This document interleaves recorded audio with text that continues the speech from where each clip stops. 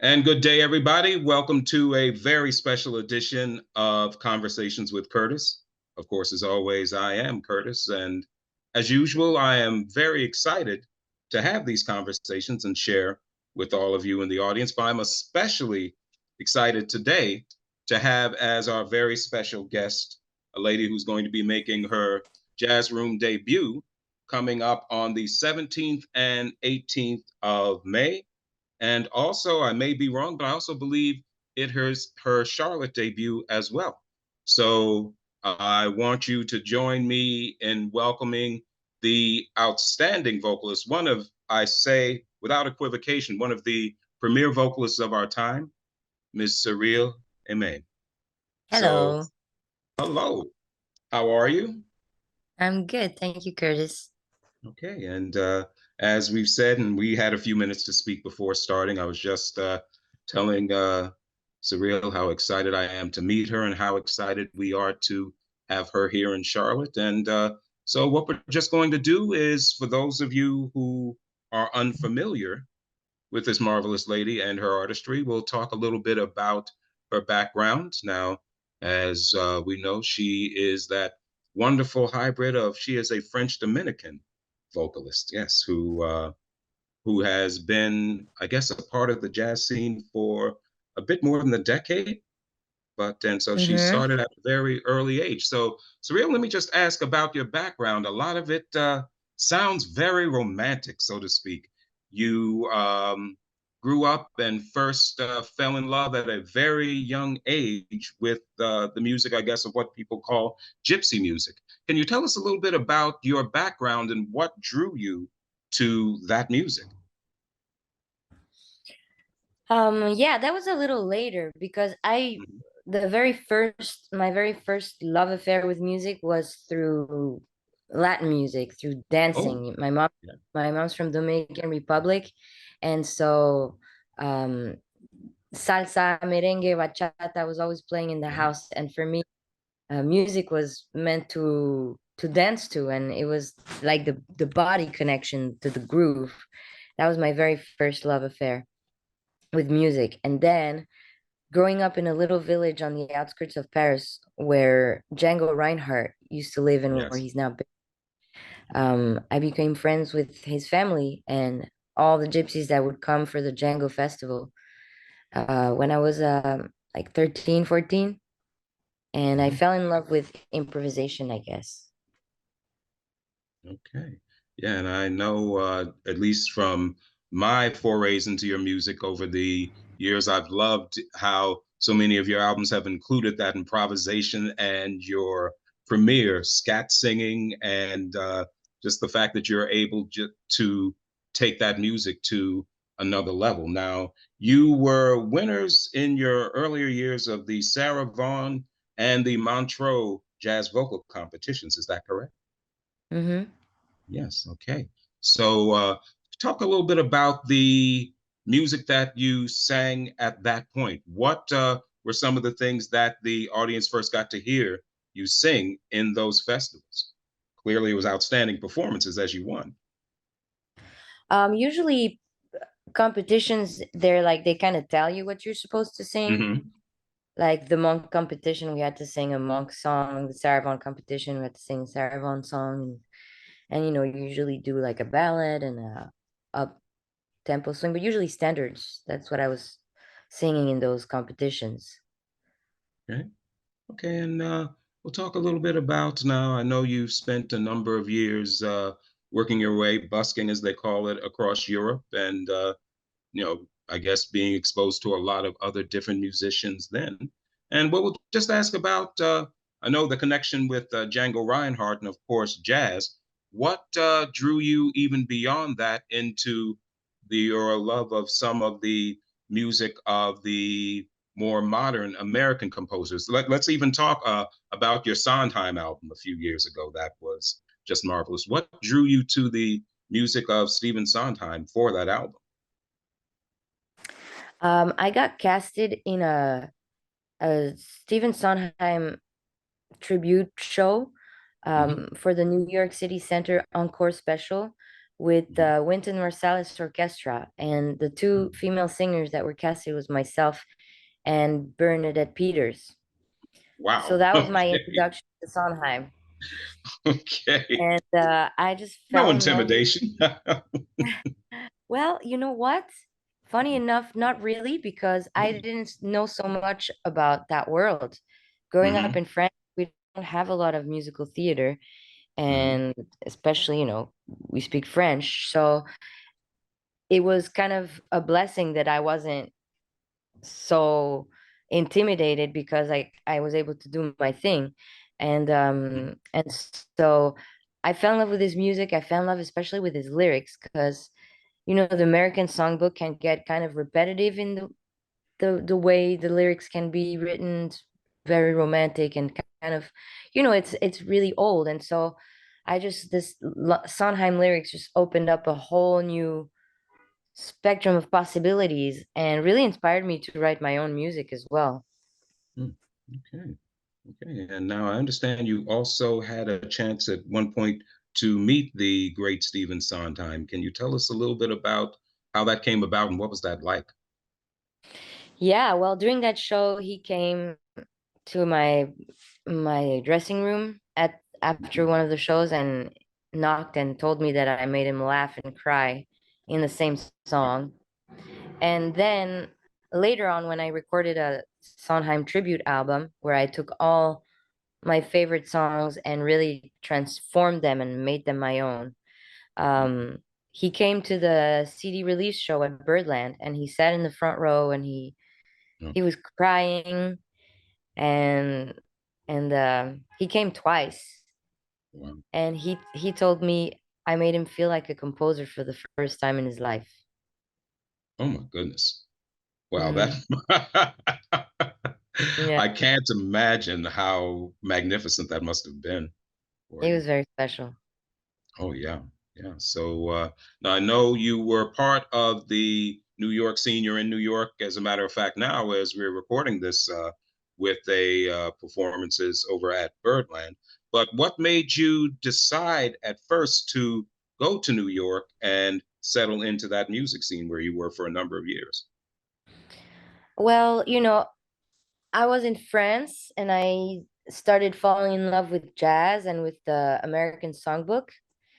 And then I moved to Dominican Republic and I was living there for a year and I was performing a lot, but mostly because I was the only jazz singer on the island and Hmm. I wanted to go to a place where I could get my butt kicked, where I could like hear other people that were better than me and Mhm. learn. And so that's what drew me to New York.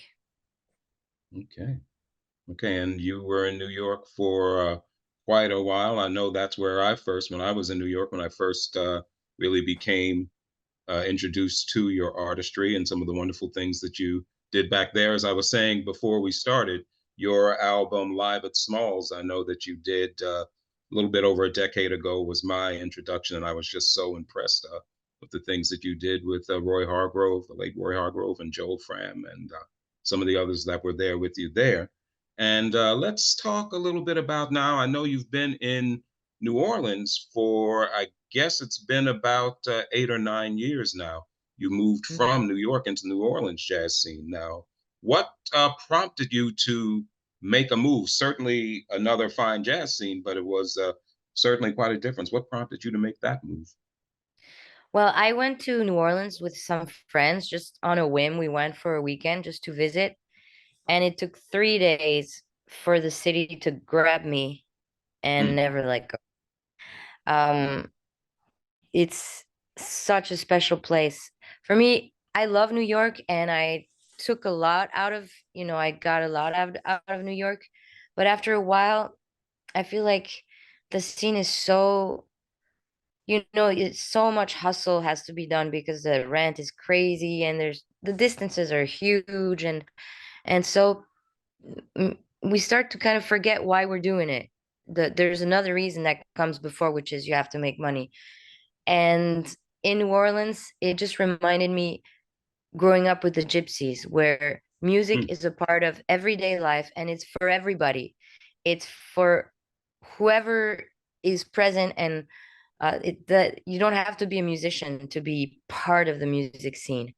And also people dance there all the time. And that's what I was missing too in New York, dancing, dancing to the music. And so I fell in love with that in the music scene, but I also fell in love with just the pace and the colors of the houses and the warmth and the food and people.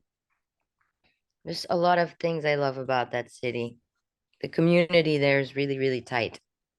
Oh, okay. Well, it's one thing, believe it or not. I mean, I've been in and around jazz for about 40 years myself, but I've never been to New Orleans. And shame on me, and it's something I'm going to rectify very soon. I have to get down and make a visit. Now, let's talk about even about New Orleans, the album that you recorded a couple of years ago. It's been now with the New Orleans Jazz Orchestra and Adonis Rose. We had heard you so many times in the small group settings, a lot of guitars with improvisation, something very close, quote unquote, to a gypsy sound. But on Petit Fleur, that was something a little bit different hearing you in the big band setting. What attracted you to want to join Adonis and the New Orleans Jazz Orchestra for that album? Well, it was kind of Adonis's idea. I just at Mm-hmm. first I would just was into the idea of sitting in on a show of them, and he said, "Let's make a record." And so then I thought I really want to sing in French, so I we came up with a repertoire, a lot of French songs. I wrote a song for it as well. And yeah, we recorded right before the pandemic, and yeah, it was super fun. Just really great players in that band. Oh yeah, yeah, a lot of really terrific players, and you sounded on that, but like you were really having a great time. Now let's talk about your new album that just came out a couple of months ago. Now, A Fleur de Peau, and it's a little bit, at least from a sonic perspective, of a different direction than we've heard in your previous albums. A little bit more of a sound, a little bit closer to some R&B and other influences there in the sound. What made you, at this point in your career, decide to do something different, so to speak? I'm always trying to do something different. It's like my Hmm. goal to always go where I haven't been. And with this album, which is mostly original songs, and I've never really put out an album where it's the majority of original songs. I don't write jazz songs. I don't, this is the song, this is the way I write. And so I don't know what style it is. I can't really put a name on it or a label, but Hmm. it's really the most me I've ever felt. And the production is by Jake Sherman.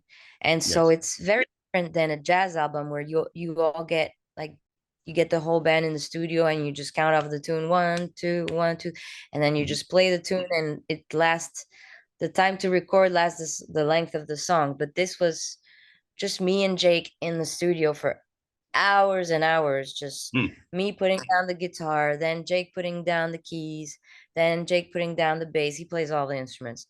Then me Okay. singing, then figuring out horn lines and all that, and then at the last thing putting the drums. So it's more like a vertical kind of recording rather than horizontal.